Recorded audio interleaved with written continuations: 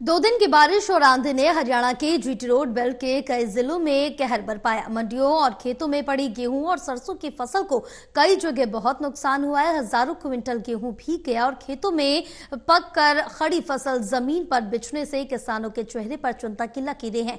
कई शहरों और कस्बों में बिजली के खंभे और पेड़ गिरने से सामान्य जनजीवन प्रभावित रहा।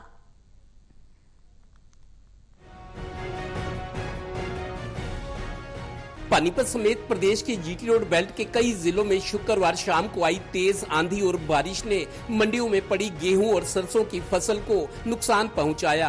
पानीपत की 7 अनाज मंडियों में कई जगह सैकड़ों क्विंटल गेहूं भीग गया।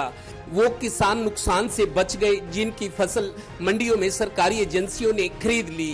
इसी तरह कई जगह खेतों में कटी पड़ी गेहूं और पककर खड़ी फसल तेज हवाओं और बारिश से नीचे बिछ गई। नहीं, हमारे परसों से उठान शुरू हो गया था और कुछ टेक्निकल प्रॉब्लम थी कांटे वगैरह में, तो उसके लिए कल से स्मूथली हो गया था। लेकिन अब रात को मौसम खराब हो गया तो इस चीज़ को तो देखो परमात्मा के आगे तो हाथ अड़ नहीं सकते। बाकी कोशिश है कि सब कुछ ठीक होगा। गौरतलब है कि शुक्रवार को आई आंधी और बारिश से प्रदेश की मंडियों में गेहूं और सरसों का तो नुकसान हुआ ही, कई जगह पेड़ और बिजली के खंभे भी गिर गए।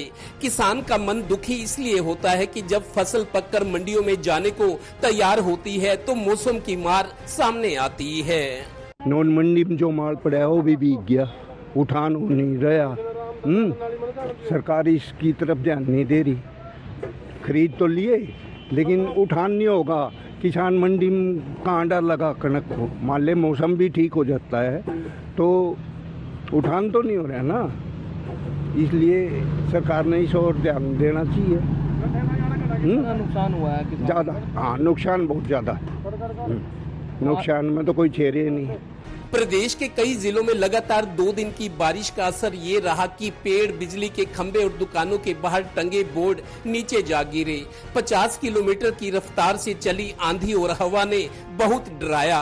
अब मौसम विभाग का अनुमान है कि 15 अप्रैल के बाद से लू चलनी शुरू होगी।